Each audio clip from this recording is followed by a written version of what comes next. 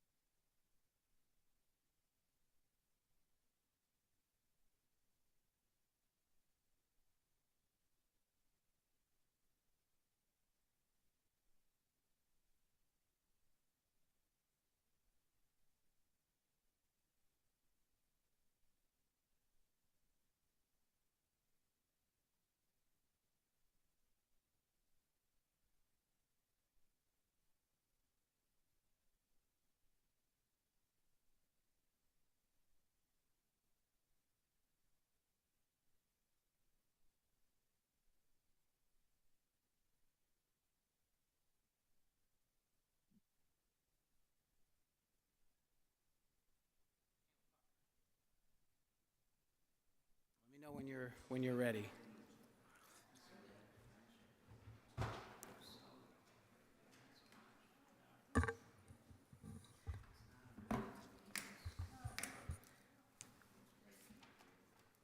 Ready? Okay. Good evening, everyone.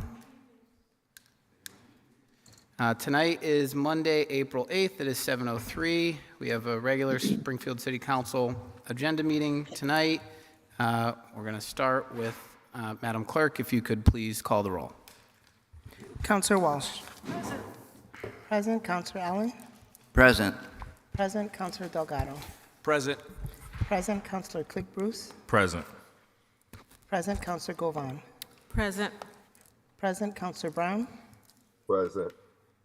Present. Councilor Davila. Absent. Councilor Curran. Present. Present. Councilor Santinello. Present. Present. Councilor Fenton. Present. Present. Councilor Whitfield. Present. Present. Councilor Perez. Present. Present. Councilor Edwards. Present. Present. Will the council and our guests please rise for a moment of silence?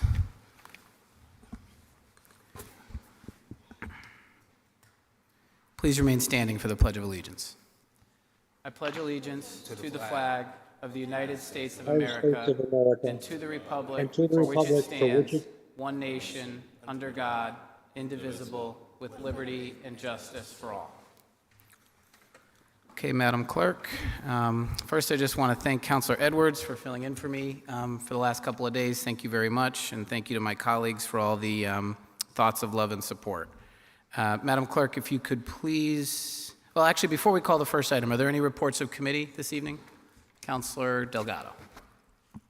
Thank you, Mr. President. It's good to have you back. And also props to Councilor Edwards for filling in. He did a great job. So, the audit committee met on March 28th. We had councilors in attendance were Councilor Whitfield, Councilor Click Bruce, Govan, Davila, and I hope I'm not missing anybody. We had 2 items on the agenda. One item was review of cash handling at Sarah Arena.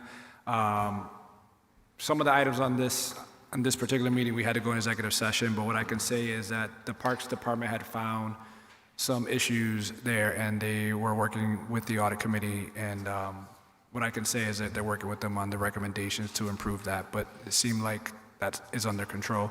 And the second piece of it was annual review of the city's cybersecurity. That was with external consultants. And again, because of some of the sensitivities of what was being discussed there, that was also an executive session. But again, the recommendations there, our IT department is working with the consultants on rectifying any of that stuff. But I would like to say that's more of an annual review versus anything that really popped out. As you know, cybersecurity is increasing threats globally to many organizations, including government institutions. And so it's good to know that we're continuing to review those policies that we have to continue to keep up with that because it's an ever-growing threat. So. Thank you. Councilor Govan? Thank you, Mr. President. The Environmental and Sustainability Committee met on Tuesday, April 4th. Councilors LeVar Click-Bruce was there, and Councilor Tim Allen were there, as well as community members from SCANS. Amy Loisel was there, and Vern MacArthur was there from SCJC, which is the Springfield Climate Justice Coalition. We also had Daniel from NextGrid, which is the developer that is developing the property on Allen Street. They're proposing to have a solar farm there. So we just met to have a conversation about urban woodlands and the forestry in the city and how we want to continue to just be more green. And we love solar coming to our community, but we don't love the trees getting chopped down. So that was the outcome. There was some good conversation, I think, and possibly some potential solutions. Thank you, Mr. President. Thank you. Councilor Allen? Thanks, Mr. President. The Finance Committee met a little while ago at 5:30. We had 7 items on the agenda. And the people there, the councilors there were Councilor Walsh, Councilors Walsh, Whitfield, Delgado, Click-Bruce, Edwards, and Govan. We also had from the finance team, CAFO, Kathy Buono, Comptroller Pat Burns, and Deputy CAFO, Lindsay Hackett. So we had great attendance. We had Bob St. Lawrence from the school department. We discussed all the items on here and passed all of them except with a recommendation for the committee tonight to pass all items but item 2 and item 7. Item 2, Councilor Delgado had a conflict with, and item 7 is something we'll discuss in executive session later tonight. Hopefully not that much later, but anyway, it was a good meeting. It went about 35 minutes, and we got through what we needed to get through. Thank you. Thank you. Any other? Councilor Perez? Mr. President, the Impact Neighborhood Stabilization Fund Oversight Committee met March 21st. Present, Councilor Brown, Councilor Whitfield, Councilor Govan, Councilor Click-Bruce, Councilor Edward, and Councilor Allen. The purpose of the subcommittee meeting was to have an overall discussion of the revenues collected through the sale of the adult marijuana establishment for the purpose of improving the quality of life in the neighborhood in the city of Springfield as defined by the Cannabis Control Commission. Currently, there's a $1.54 million in the account, and it has not been utilized by the impacted neighborhood. There were so many questions asked by the subcommittee, such as having a clear picture of the impacted neighborhoods, the actions or process of allocating the funds, and how the monies are going to be dispensed in the impacted neighborhood. The subcommittee will be reconvening April 24th at 4 p.m. to continue further discussion. Thank you, Mr. President. Thank you, Councilor Perez. Councilor Edwards? Oh, no. Any other councilors with a report of committee? Councilor Brown? Thank you, Mr. President. On Friday, Maintenance and Development met. This was really just something quick regarding the Acme automobile location across from Knox Building. What had happened basically when we have new businesses and new entities that were being built in the area, it was never considered as the actual parking alongside, and it's been affecting the actual business. It was a good meeting. This actual entity has been working with the city and the traffic department for probably over 7 months on this issue. Fortunately, I was able to reach out to some of the constituents from uh, from C3 did reach out to me. Fortunately, it wasn't that particular project. It was on the actual street next to it. They were looking for signage. Um, so this is something I know. Unfortunately, they weren't given the necessary information in order to come to the last city council meeting. This is something that they've been trying to fix for almost a year. They've been going through the steps and the process. It should have been fixed last council meeting. Unfortunately, now they still have to wait. The community is still waiting for it. I'm still getting harassed for it. But it was a good meeting, and hopefully we'll get it fixed. Thank you, Mr. President. Thank you, Counselor Brown. Seeing no other reports of committee. I have a report. Oh, Counselor Santinello. Thank you, Mr. President.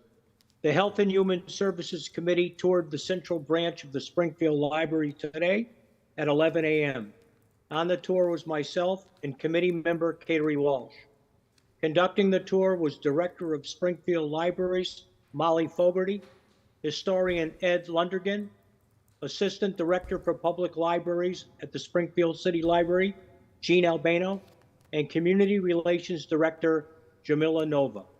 Also joining us was Vice President of Munson Savings Bank, Mike Rouette, and Carla Carnavale. We were given a brief history of the library, and I just would like to touch upon a couple of the points. In 1855, Springfield residents signed a petition asking for funding for a library. Due to the cost of a new city hall, the funds were not immediately available.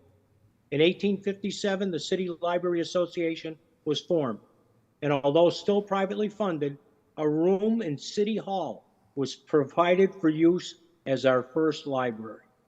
In 1905, Andrew Carnegie donated $260,000 to the City Library Association to build a central library and 3 branches. In 1974, the Central Library was placed on the National Register of Historic Places. In 1998, the Rotunda was restored to its original elegance with a matching grant from the Massachusetts Historical Commission. The building is on the State Historic Register and is part of the Quadrangle Mattoon Historic District in the city of Springfield. We toured the teen and children's sections, the main library book repository, the microfilm room, the computer training room, the video room, and so much more. It was a tour, Mr. President, I shall never forget. The libraries are so important to our region. They are in dire need of air conditioning in the main library. It is something that the city should consider bonding for in the near future. All 8 branches in the main library, other than that, are doing just fine. We're going to have a ton of video of this tour and a lot of pictures. So I'd like to thank the libraries for allowing us to go on this tour. Thank you, Mr. President. Thank you for that report, Chairman Oh, and I'd like to Santinello. turn it over for comments from Kateri Walsh, who was on the tour also, if she'd like to speak. Anything you'd like to add, Counselor Walsh? I think Councilor Santinello has covered it all, but it's a beautiful facility, and I think sometimes we forget what's in there. And it was mobbed today because everybody was there for the eclipse. Thank you for the report. Seeing no Thank other you. committee reports, Madam Clerk, will you please call the roll on acceptance of the reports? On acceptance of the reports, Counselor Walsh. Yes, Yes, Counselor Allen. Yes. Yes, Counselor Delgado. Yes. Yes, Counselor Click Bruce. Yes. Yes, Counselor Govan. Yes. Yes, Counselor Brown. Yes. Yes, Counselor Davila. Madam Clerk, before I vote, can I be recognized? You're present. Yes, but being officially Oh, I'm recognized. sorry. Will the clerk please recognize the counselor in seat number 7? Counselor Davila. Present, and yes. Yes, Counselor Kern.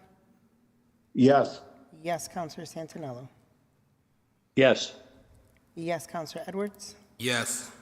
Yes, Counselor Whitfield. Yes. Yes, Counselor Perez. Yes. Yes, Counselor Fenton. Yes. More than sufficient. Committee reports are accepted. Item number 1, Madam Clerk. Item 1 is the February Revenue versus Expenditure Report. Good evening, Mr. Burns. Thank you, Mr. President. Tonight I'll be presenting the February Revenue versus Expenditure Report. It represents the first 8 months of fiscal year 2024, or 66.7% of the fiscal year. As you can see, our revenue is at 69%, so we're running ahead, and our expenditures are right at the 66%. Just wanted to mention that within the next month, I'll be working with the Department of Department of Public Works to reconcile the snow and ice account. Right now, we are within budget, and we're hoping to remain that way, barring any unexpected snowstorm. Thank you. Any questions on the report? Seeing none, Madam Clerk, please call the roll on acceptance of the report. On acceptance of the report, Counselor Walsh. Yes. Yes, Counselor Allen. Yes. Yes, Counselor Delgado. Yes. Yes, Counselor Click Bruce. Yes. Yes, Counselor Govan. Yes. Yes, Counselor Brown. Yes. Yes, Counselor Davila. Yes. Yes, Counselor Curran. Yes. Yes, Counselor Santinello. Yes. Yes, Counselor Edwards. Yes. Yes, Counselor Whitfield. Yes. Yes, Counselor Perez. Yes. Yes, Counselor Fenton. Yes, more than sufficient. Report is accepted. Item number 2, Madam Clerk. Item 2 is for the confirmation of the appointment of Patrick Sullivan to the Barney Estate Board. Mr. Sullivan? You missed us so much. You're back already. Good evening, councilors. I was honored and humbled to have been nominated for this position. As park superintendent, I was very passionately involved with the reconstruction of the Barney Estate, and I would love to continue to serve the residents of Springfield in this capacity. So, like I said, I'm ready to keep on going and do our best. And I have a lot of ideas of what this trust could do, and I think it's got a lot of potential. Thank you, Pat. Councilors? Councilor Walsh. Mr. President, I can't think of anybody who knows more about the park than Pat Sullivan, so I'm very happy to support him. Will this have anything to do with the horticultural center? Is that your dream to do that? That will play an important role in bringing all that together as well, yes. I think the trustees can assist with that project as well. You just missed us, that's what it is. That's right. Okay, Councilor Davila. Thank you, Mr. President. And before I make my comments, I would like to say welcome back to the chamber, sir. Thank you. Patrick, what can I say? You represent our park system. You have served us well over the years. And I honestly cannot think of a more fitting appointment than this. I first met you when I was a Forest Park Ranger at the park. And one thing that has not changed about you is your enthusiasm and your dedication to the city and to our park system. And for that, I thank you.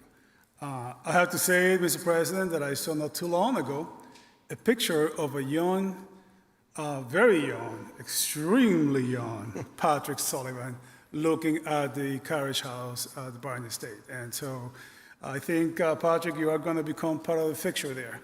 And what a better appointment than you. I will be very happy and enthusiastic to support you on this. Thank you, Patrick. And Thank you, Councilor Thank you Davila. for coming back. Any other councilors? Okay, seeing none, Madam Clerk, if you Yeah, could please.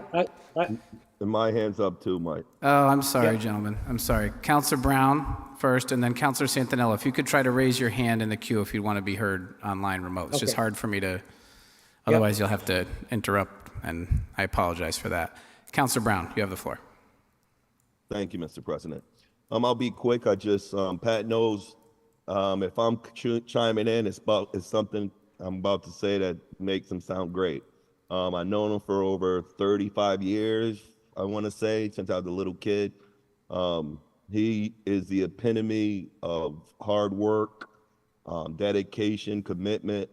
To me, he's the hardest working person I've ever came across. He does a fantastic job.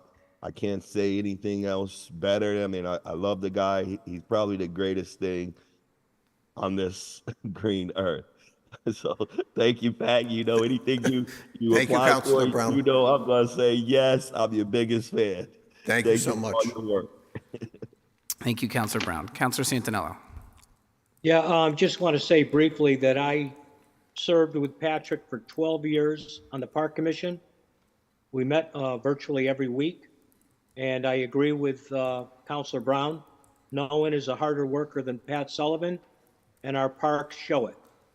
And I am 100% behind this appointment. Thank you, Councilor Santinello. Thank you, Counselor. Counselor Whitfield. Thank you, Mr. President. I just wanted to say congratulations, Pat. You are truly the gift that keeps on giving. I had the pleasure of overseeing your budget when I worked for the city, and you taught me so much that I never knew about horticulture in my life.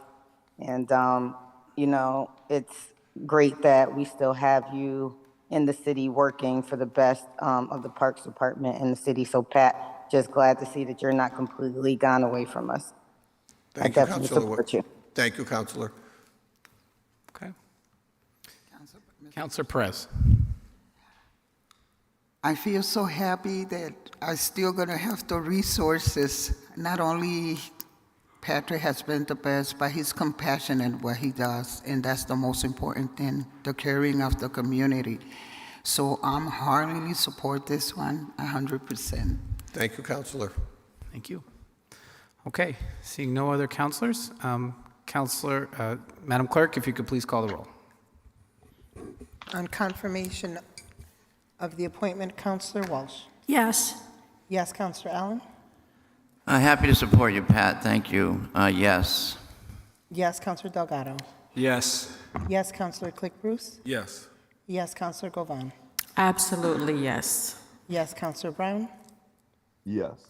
Yes, Counselor Davila. Yes. Yes, Counselor Curran. Yes. Yes, Counselor Santinello. Yes. Yes, Counselor Edwards. Yes. Yes, Counselor Whitfield. Yes. Yes, Counselor Perez. Yes. Yes, Counselor Fenton. Yes, more than sufficient. Appointment is confirmed. Congratulations, Pat. Okay, Madam Clerk, item number, why don't we call 3, 4, and 5 at the same time, and let's see if Mr. Signoli can address them together. Item 3 is for Eversource Carew Street. Item 4 is Eversource Gas Springfield Street. And item 5 is Crown Castle and Dwight Street. Mr. Signoli. Good evening, councilors. Chris Signoli, DPW Director. 3 petitions in front of you tonight through the Board of Public Works. The first one on Carew Street between Main Street and Dwight Street is 849 feet of conduit for Eversource Electric to be able to serve Mercy Hospital better. Item number 2 is retirement of low-pressure gas and installation of 1,036 feet of 8-inch medium-pressure gas by Eversource Gas on Springfield Street between Armory and Rimmen. And the last item is Crown Castle, at Union Station. It is only 8 feet from the building to a handhole in the street for installation of new fiber within the city's right-of-way line. If any councilors have any questions, I'm happy to answer them. Any questions from the council? Seeing none, Madam Clerk, please call the roll on approval of items 3 through 5. Oh, Counselor Brown, I'm sorry. I just have a quick question. Is there a way to get a contact with anyone in Eversource? Because I have throughout, I always get calls where I have to get in contact with different issues, gas, anything with electric. And is there a contact person? It's easy for them to get a hold of us, but for some reason, it's hard to find someone to contact in there. Do we have a contact in there? I'll forward you a contact, Counselor. All right, thank you. Thank you. Thank you, Mr. President. Thank you, Counselor Brown. Any other counselors? Seeing none, Madam Clerk, please call the roll on items 3 through 5. On approval of the petitions, Counselor Yes. Yes, Counselor Allen. Yes. Yes, Counselor Delgado. Yes. Yes, Counselor Click Bruce. Yes. Yes, Counselor Govan. Yes. Yes, Counselor Brown. Yes. Yes, Counselor Davila. Yes. Yes, Counselor Kern. Yes. Yes, Counselor Santinello. Yes. Yes, Counselor Edwards. Yes. Yes, Counselor Whitfield. Yes.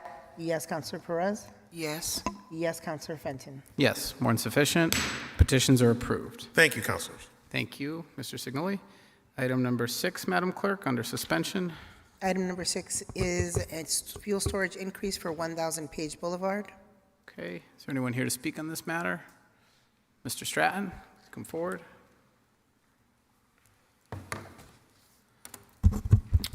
Thank you. Good evening, councilors. As you all know, we had a snowstorm here last week, and today I saw people wearing shorts already. What does that mean? That means that pothole season is upon us. The good thing is that my clients, Peckham Industries, the owner and operator of Palmer Paving, is ready to fill them, including on West Columbus in front of the Basketball Hall of Fame, which is torn up as we speak. Here's the problem, and here's why we're here tonight. During the off-season, Peckham spent $2 million in installing shiny new, compliant, and energy-efficient holding tanks for the asphalt. But we've discovered an unexpected hitch. Before the state fire marshal signs off on filling those tanks with the asphalt so that it can then go into the trucks for the paving, the state needs a copy of the original fuel storage license from 1950. Palmer Paving doesn't have it, and the city clerk's office, after a diligent search, does not have it either. So without that permit, a copy of that license, the state fire marshal is not in a position to sign off on filling the tanks. So we're ready to pave the roads, but being delayed. The solution is to get a new license. Again, it's currently licensed, we just don't have the actual license. So we've applied again. Commissioner Calvi has signed off on that license application, which is we're requesting your consideration of and approval of tonight, so we can get started on repaving and filling the potholes in the city. Happy to answer any questions. Thank you. Any questions or comments from the council? Councilor Brown, your hand is raised. I don't know if that's from before or if that's for this item. Yes. I was just curious, what is the, once you do this, what, do you have a schedule of where you're gonna actually be, treating for potholes? Is there, what's the plan? How does it work once you, you start downtown first, and is there a certain route, or is there something already selected, or do you do the whole city? How does it work as far as potholes? So I think I was using that as a bit of a shorthand example. There are a number of projects that Palmer Paving is engaged in, but one of the main contracts is with the city of Springfield for repaving and pothole filling work. I think actually probably Mr. Signoli, who's still here, is probably better equipped than I am to address scheduling and requests under that contract. But the issue is that we don't have the asphalt in the trucks. As soon as we do and can get those tanks filled, we'll fulfill requests made under the city contract. And how soon are you guys looking to do this? So how soon, you guys looking to do it soon, correct? I think we'd like to fill the tanks tomorrow if we can. Okay, and Chris, Chris, is there a way you can shoot me some information on, because I think like with the body, certain counselors in certain areas, see, I'm in 4, but maybe certain counselors in their area might have certain, we're using everyone's eyes. People might have certain streets and things that they've seen that we might have missed. Is there a way the body can be give you a little bit of advice on information on streets we might see? And is there a way for us to know like what's your path, like where you guys start in? Is there a way to inform us so we can kind of say, hey, you know what? Yeah, you're over there on Eastern Ave. Let's come over here to King Street. this big pothole that's been here, because it's almost impossible, for the more eyes, the better, put it that way. So I'm just curious, is there a way for us to get the information on where you're going to pave and for us to inform you maybe the different, body of different streets we might see that might need to be paved? From a counselor, from a pothole perspective, get those to me, and I will make sure our crews get them. We have out either 3 or 4 crews right now every day. The issue that obviously that Peckham is running into is from an asphalt perspective, we want to be working with hot mix. So one of the issues that we want to do is when we put this material down, we want it to stick. So getting them approved to do this, aside from doing our major paving projects, is also, excuse me, from a pothole perspective. But if any counselors come across anything with regard to potholes, there are a lot of them out there. Our crews are working all over the city. Get them to me, and I will make sure my crews have them all. Thank you, Chris. Thank you. Always do a great job. Thank you, Mr. President. Thank you, Counselor Brown.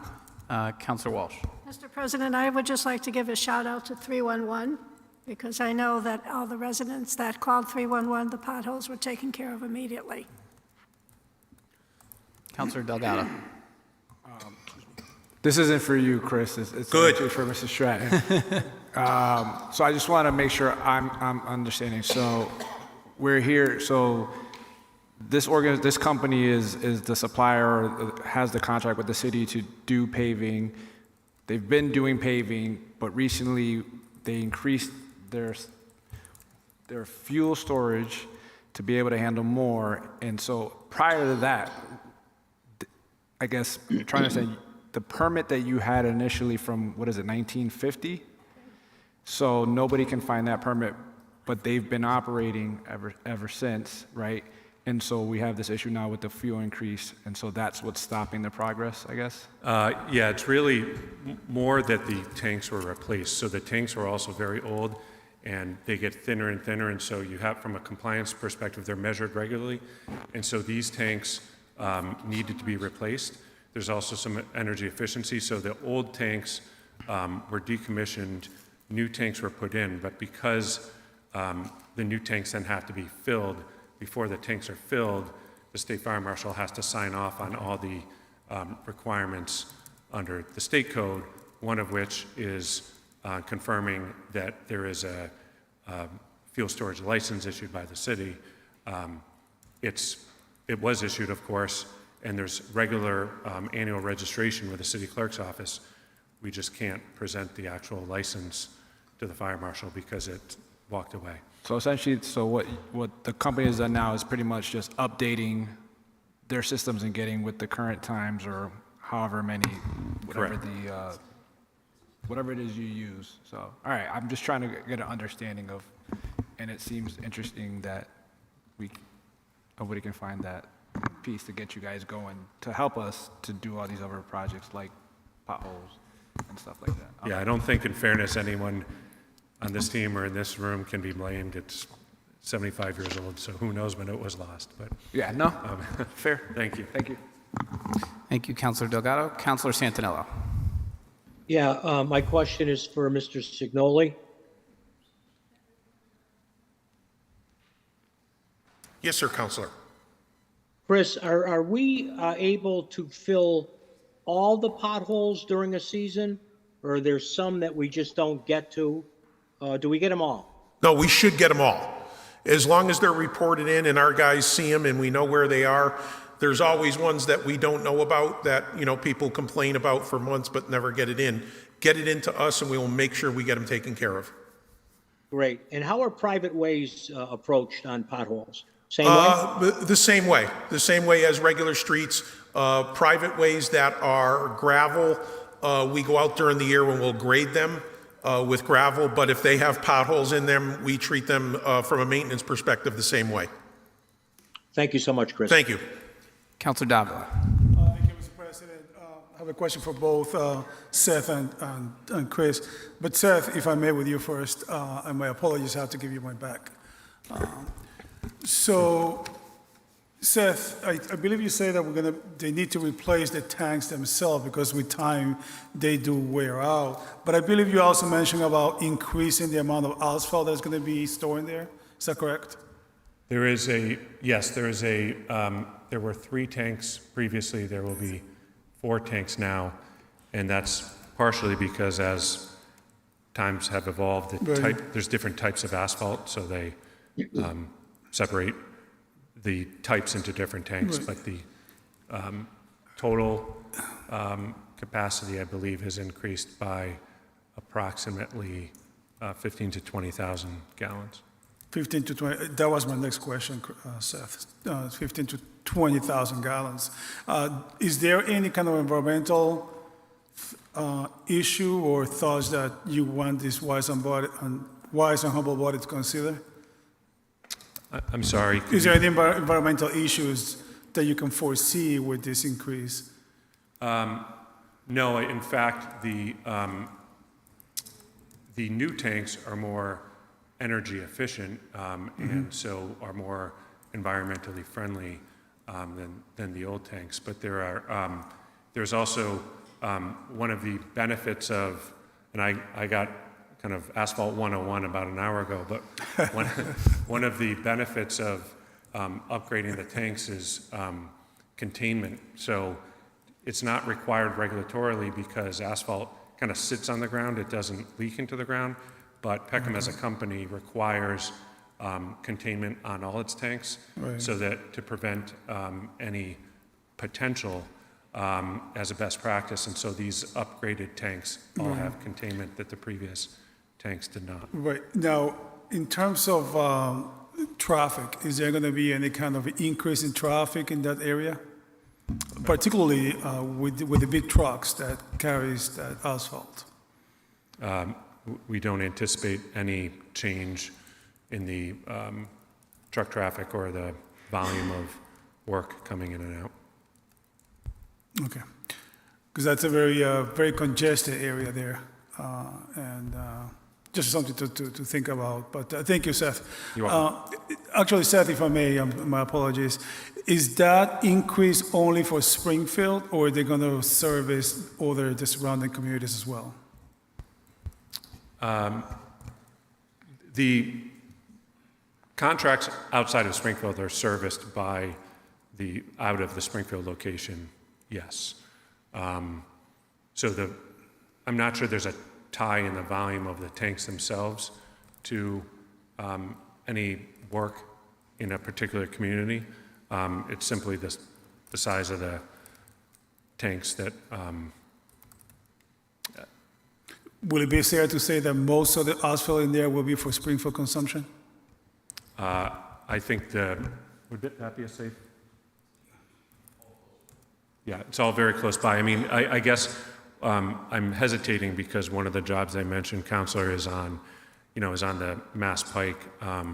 It's goes through Springfield, it goes into Chicopee. I understand. So a lot of highway work. Yeah, I got it. Throughout communities, but local. It's all local work that comes from this facility. I understand. Good enough. Thank you, Seth. Thank you. Chris, I think that Seth might just kind of perhaps answer that question, but in terms of our needs and your need on your department, are you sufficed that this is a need? It's an extreme need for us, number one, to get going quickly with it, and then throughout the year. We have, I think, 3 different contracts with Palmer. Number one, we have in place on our paving program that we do, and then all of the material that we get on a daily basis that our crews use, whether and I'm not trying to bring up sidewalks, but things like sidewalks, potholes, and all the utility companies who are doing patches around the city use Palmer to get this material. And I want to get away from the delay of making sure that the material that is going to be put in right now is all going to be permanent, and we're not going to be dealing with any cold patch material that we have to then go back and replace at a later time during the year. Right. So it's an extreme need to get this done as quickly as possible. Right. And Chris, my last question, I don't know if you can answer this question, but I do feel that it's an obligatory question, because the opening statement was that you guys cannot find the permit for 1950, to be fair. Would you want to take a stab as to why can't we find the permit? I would have no idea. Those usually get registered through the clerk's office, so I'm going to blame Gladys. Oh, we will ask. 'Cause my understanding was that we were supposed to be archiving all this information from different departments. And so I know that 75 years is a long time, but, I just want to make sure that there's no overlap between us issuing a permit and any other information that may be in the old permit. I guess it will be more of a law question, but. And I know the way that we're doing, especially when we deal with tanks now, it's primarily handled through the fire department. When they get approved through the council or through anything else, they're on file with the fire department, and I believe they are also on file through the clerk's office as well. Because we probably do, 10 or 15 or so tanks a year throughout the city, where you're dealing with gas stations and things like that as well that are replacing tanks. All right, thank you, Chris. Thank you. Thank you, Seth. Thank you, Mr. President. Thank you, Councilor Davila. Councilor Govan. Thank you, Mr. President. And I remember this Palmer paving actually coming out last year. We gave out a special permit, I believe, for the specific property. And it is in my ward. And thinking about trying to look for a permit, Gladys, I'm looking at you, from 1950, so 75 years ago. I could understand not being able to find it, but I agree with Councilor Davila, we should have records, but I think we were talking about Councilor Delgado, finding things on the computer is hard to do, so trying to find a piece of paper, I'm sure it's real complicated. I really would like to see this go forth today, especially because of the pothole issues and the street pavings that are being done, because I know that Chris has a lot of plans this year to repave a lot of our streets, including a lot of them in Ward 8. So I think this is a reasonable request today, and we need to get the work started, I guess. So I'm going to urge my colleagues to vote yes on this today. Thank you, Mr. President. Thank you, Councilor Govan. Seeing no other councilors, Madam Clerk, will you please call the roll on approval of item number 6? On approval of the petition, Councilor Walsh. Yes. Yes, Councilor Allen. Yes. Yes, Councilor Delgado. Yes. Yes, Councilor Click Bruce. Yes. Yes, Councilor Govan. Yes. Yes, Councilor Brown. Yes. Yes, Councilor Davila. Yes. Yes, Councilor Kern. Yes. Yes, Councilor Santinello. Yes. Yes, Councilor Edwards. Yes. Yes, Councilor Whitfield. Yes. Yes, Councilor Perez. Yes. Yes, Councilor Fenton. Yes, more than sufficient. The permit is approved. Madam Clerk, can you please call items 7, 8, and 9 together? They are under our grant threshold. Item number 7 is a COPS Anti-Heroin Task Force Program Grant, no match required, in the amount of $15,000. Item number 8 is a city library donation in the amount of $3,000. And item number 9 is a city library donation in the amount of $100. Okay, Madam Clerk, if you could please call the roll on acceptance of the grants. On acceptance of the grants, Councilor Walsh. Yes. Yes, Councilor Allen. Yes. Yes, Councilor Delgado. Away, Councilor Click Bruce. Yes. Yes, Councilor Govan. Yes. Yes, Councilor Brown. Yes. Yes, Councilor Davila. Yes. Yes, Councilor Curran. Yes. Yes, Councilor Santinello. Yes. Yes, Councilor Edwards. Yes. Yes, Councilor Whitfield. Yes. Yes, Councilor Perez. Yes. Yes, Councilor Fenton. Yes, more than sufficient. Grants are approved. Item number 10, Madam Clerk. Item number 10 is bills of priority. Councilor Allen, point of order. Could I just make a comment pertinent to that? Sure. That was the anti-heroin task force. We have been wondering about the opioid money that we got from that lawsuit, et cetera.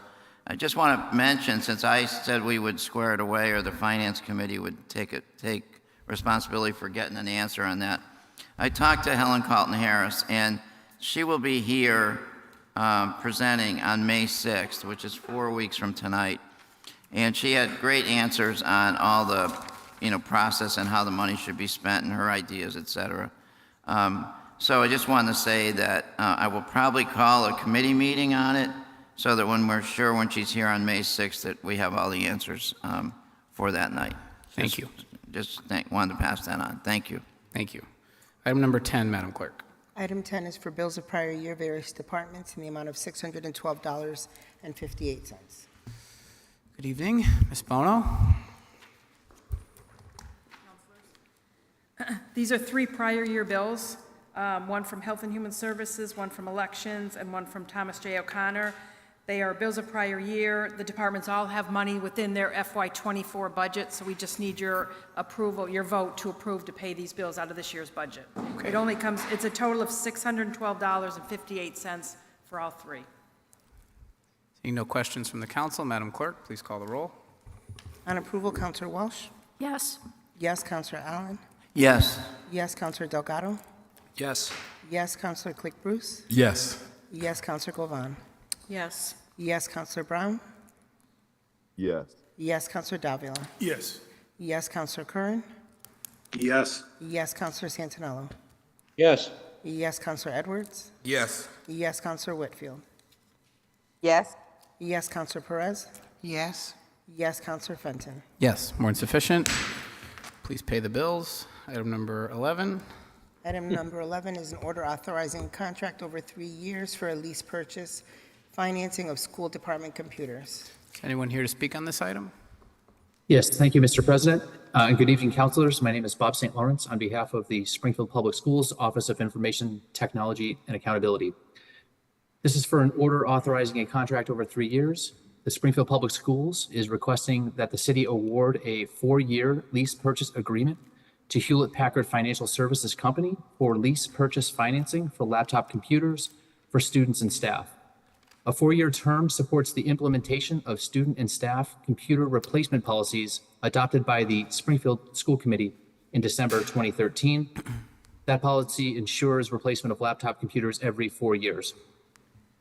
Entering a 4-year lease purchase agreement spreads the cost of the equipment out over its useful life. It provides budget stability by scheduling annual costs over the 4 years, supports sustainability of school technology initiatives by committing to technology investments over time, and finally, it enables SPS to retain the technology at the end of the lease term at no additional cost. Thank you, and happy to take any questions. Thank you, Mr. St. Lawrence. Councilors? Councilor Santinello. Yeah, just a quick question. So it's my understanding, according to this, we've been purchasing 3 years on these computers? It's a 4-year lease agreement, and yes, that No, has I'm saying been the standard. In the past, it's been less than 4 years, correct? No, it has been 4 for as far as I can remember. Okay, so this just continues what we're doing Exactly right. I believe it's the 10th year that we've gone through this cycle. since 2013, you said. Thank you so That's right. much. You're welcome. Okay. Seeing no other councilors, Madam Clerk, please call the roll on the order. On approval, Counselor Walsh? Yes. Yes, Counselor Allen? Yes. Yes, Counselor Delgado? Yes. Yes, Counselor Click Bruce? Yes. Yes, Counselor Govan? Yes. Yes, Counselor Brown? Yes. Yes, Counselor Davila? Yes. Yes, Counselor Curran? Yes. Yes, Counselor Santinello? Yes. Yes, Counselor Edwards? Yes. Yes, Counselor Whitfield? Yes. Yes, Counselor Perez? Yes. Yes, Counselor Fenton? Yes, more than sufficient. Order is approved. Item number 12, Madam Clerk. Item number 12 is an order amending Chapter 16, Boards and Commissions and Committees. Councilor Edwards. Thank you, Mr. President. This item will just change the appointment or allow for the sitting president or the member of the committee to stay on beyond the scheduled time, and this only affects this one committee. The expertise that he brings to the table is hard to replace, and it doesn't mean that he can't be replaced. It just allows for him to continue because his time, as it stands right now, has expired. Okay. Any questions from the council? Councilor Davila. Yes, through the President, what committee exactly is this? Is the Historical Commission? Community Preservation. Community Preservation. Yeah. Okay, thank you. Okay. This would eliminate the term limits Is this first step, Madam Clerk? Yes. Okay. Please call the, Counselor Santinello. Yeah, so this is only affecting one board as I know it, right? As we know it? That is correct. But could it affect other boards in the future? Well, without testifying that this is the only board that has a term limit, to my knowledge. Oh, okay, that's the only one. To my knowledge, yes. Okay, thank you. Thank you. Madam Clerk, if you could please call the roll on first step. On first step, Counselor Walsh. Yes. Yes, Counselor Allen. Yes. Yes, Counselor Delgado. Yes. Yes, Counselor Click Bruce. Yes. Yes, Counselor Govan. Yes. Yes, Counselor Brown. Yes. Yes, Counselor Davila. Yes. Yes, Counselor Kern. Yes. Yes, Counselor Santinello. Yes. Yes, Counselor Edwards. Yes. Yes, Counselor Whitfield. Yes. Yes, Counselor Perez. Yes. Yes, Counselor Fenton. Yes, more than sufficient. First step is approved. Be on for second and third step at our next regular meeting. Item number 13, Madam Clerk. Item 13 is in order to amend the City of Springfield Rules of the Road. Mr. Signoli? Councilors, good evening. Chris Signoli, DPW Director. As all of you are aware, a couple years ago when the demolition of the parking garage, the Mass Mutual Center parking garage, when it started, we basically eliminated all of the handicap parking spaces that supported the Mass Mutual Center. Over the last 2 years, we have put together a plan with the spa and the police to utilize various spaces around downtown, primarily in front of the Mass Live building on both sides of Court Street, on State Street, and on Dwight Street. But we also had a large area inside of Bruce Landon Way that was designated just for handicap parking. This year, as soon as the Thunderbird season is open, the construction associated with the parking garage will close Bruce Landon Way probably for the next 7 months. And in doing that, we need to relocate some of that handicap parking. So essentially, we are moving some of the handicap parking to Dwight Street, the opposite side of Dwight Street, where the Civic Center garage is being constructed. Right now, that area is designated as no parking, and it's designated as no parking due to the construction.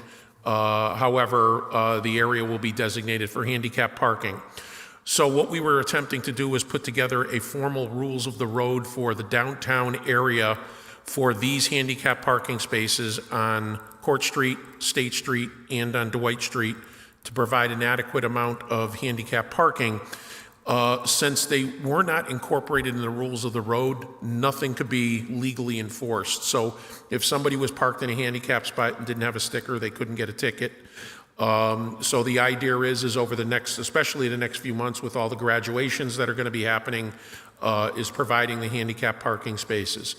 All these locations will be handled by the spa. They will be putting bags on the meters, and enforcement will be done by the spa and the police department. This order in the rules of the road will expire, the way we have it written, will expire when the garage is open, which is going to be either at the end of this year or the beginning of January of 25. So what we're really looking to do is make sure we have the designated parking spaces, handicap parking spaces, to support the events downtown, and obviously we're dealing mostly with night events, so there should be no conflict with any of the parking that has to occur daily basis in and around the City Hall Mass Mutual Center. And I'm happy to answer any questions that any of the councilors have on it. Councilor Davila. Thank you, Mr. President. Chris, I see there's a total of 46 parking spaces. You might have mentioned this and I might have missed it, but when are these going to be, I know they're temporary, but are they going to be handicapped even when there's not an event at Mass Mutual Center? It is only going to be bagged when there is an event. Only when there's an event? Only when there's an event, yes. Okay. Now, So, for example, in front of Mass Live Building and on Court Street, it would only happen on a big event that is happening at the Mass Mutual Center.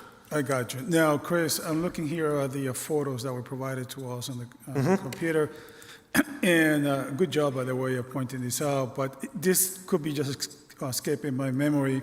I know that there's usually a police officer on the major events on the corner of Court Street and Main Street, and then Main Street and State Street on that area, but on Dwight Street and Bruce Landon, is there usually a police officer there as well? Yes, yes. And it's going to be, as I mentioned, when they start doing the demolition of Bruce Landon Way, they're going to be rerouting a lot of the patrons not to be using the main entrance where it is now. A lot of people will be going in at the corner here on Main and Bruce Landon Way. And also, if some of you may have noticed, on State Street, there is a secondary entrance into the arena. It is not ADA compliant, but it is another way for people to get into the arena to take some pressure off of the other areas. That has been in place for a little bit over a year, more so from a test standpoint, but it has really taken off a lot of the pressure for the amount of people that are on Bruce Landon Way just before and at the beginning of an event. Now, Chris, focusing on Bruce Landon Way and Dwight Street, I see here that there's going to be 8 parking spots closer to the actual side of the Mass Mutual. Then I see 16 spots. Is that 16 spots across from Mass Mutual on Dwight Street? It's across the street from Mass Mutual, but it is more directly across from the new garage. The 8 that you see on Dwight Street, those have been in place for the last almost 2 years. Right. This area that we're adding the 16 is actually a no parking area right now, because when they have the Jersey barriers out there, so a lot of the Jersey barriers are going to start to be moved, and that area will be designated for handicap parking for events only. I understand. This seems like a good plan. I will say the only thing that gives me a little bit of pause, Chris, is that little corner there of Bruce Landon and Dwight Street, particularly with all the construction going on, because that could, actually, it is sometimes a bottleneck. And it's you got ambulances going by, you got traffic, you got people trying to cross through. So I'm a little concerned with that. I think maybe perhaps we could do more lighting in that area because it does get a little dark in that area. And I just in my mind, I see somebody easily getting hurt in that area, which we don't have full control on, of course. But I think, at least in my mind, as I'm looking at this, I would strongly suggest that we add a little bit of extra lighting in that area, particularly for the handicap, because we know they move slower, right, for the right reasons. And so those are that's my concern, what jumped out on me. Other than that, I think it's a good plan. And if you have any feedback, I will be more than glad to hear it. Thank you, Councilor. Thank you, Councilor Davila. Any other councilors? Councilor Brown. Thank you, Mr. President.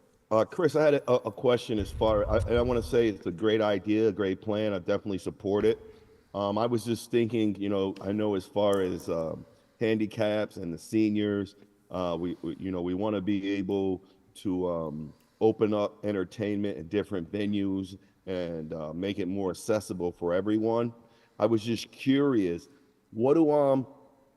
is it ever a way to kind of like do a handicap drop off, where some elderly people who don't actually drive, where they could actually pull over in a certain area of the Mass Mutual Center where they can be dropped off and picked up? Has that ever been maybe considered like a type of, just considering the actual, because I know it gets kind of cluttered down there. Have you guys ever considered something like that?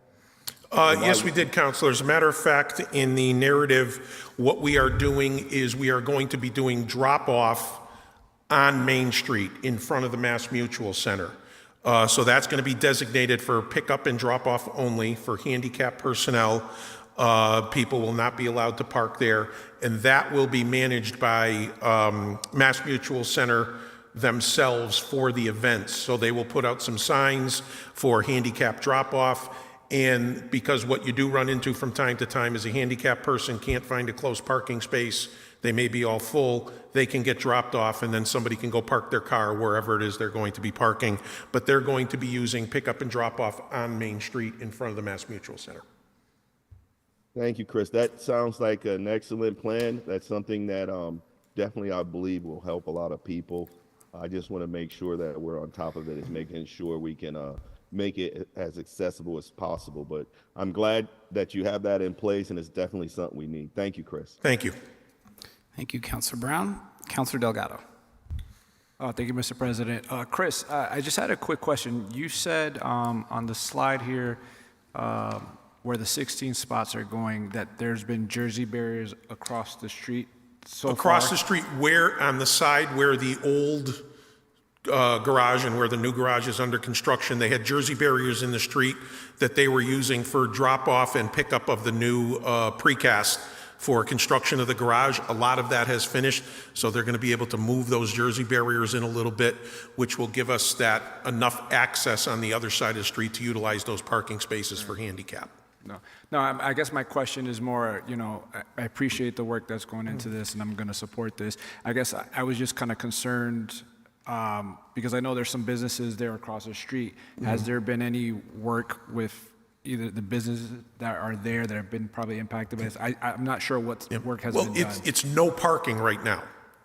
So right now, there's no parking that's occurring there. So we're just going to be using it for handicap during event periods. So nothing will change for the businesses. Well, I guess even now, there's no parking, so what kind of conversations, I guess, have been had and what impact those businesses are dealing with the no parking situation, I guess is. Well, it's been no parking even before the garage went up. It was limited parking there to begin with because there's a couple garage entrances, I think, for the building there. So it was all no parking before. Okay. So when we're done, the parking that was adjacent to the old parking garage on Dwight Street, that's going to go away. We will then move the permanent parking back to the other side of the street when the garage is 100% done. So when this handicap parking goes away, there's going to be parking returned to that side for all the businesses. So they've been no parking there for a while. Okay.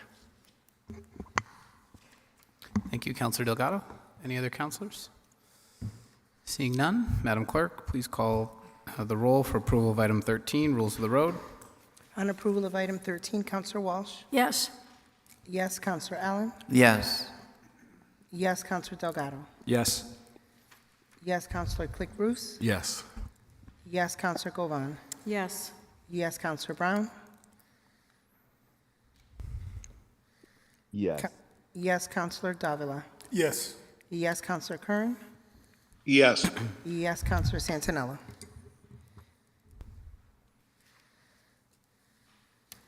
Councilor Santinella? Away, Councilor Edwards? Yes. Yes, Councilor Whitfield? Yes. Yes, Councilor Perez? Yes. Yes, Councilor Fenton? Yes, more than sufficient. Thank you, Councilor. Change the rules of the road is approved. Item number 14, Madam Clerk. Item number 14 is FY23 free cash to the Law Department settlement account in the amount of $900,000. Councilor Delgado.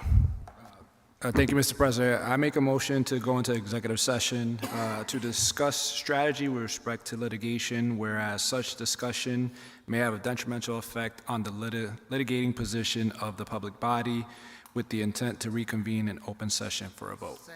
Okay, motion made by Councilor Delgado, seconded by Councilor Perez. Any discussion on the motion? Seeing none, Madam Clerk, please call the roll on the motion. On the motion to executive session, Councilor Walsh? Yes. Yes, Councilor Allen? Yes. Yes, Councilor Delgado? Yes. Yes, Councilor Click Bruce? Yes. Yes, Councilor Govan? Yes. Yes, Councilor Brown? Yes. Yes, Councilor Davila? Yes. Yes, Councilor Curran? Away, Councilor Santinello? Yes. Yes, Councilor Edwards? Yes. Yes, Councilor Whitfield? Yes. Yes, Councilor Perez? Yes. Yes, Councilor Fenton? Yes. More than sufficient. Members of the public, the council will now go into executive session. We will return in open session after our private deliberations. Thank you to those of you who have watched online and are joining in person, but we would now kindly ask that you depart the chamber, and the Springfield Police Department will seal the City Council chambers. For those of you participating online, councilors, staff sent the executive session link at 3:57 p.m. today. If you can log out of this Zoom and re-log into the Zoom for the executive session at this time, that would be greatly appreciated.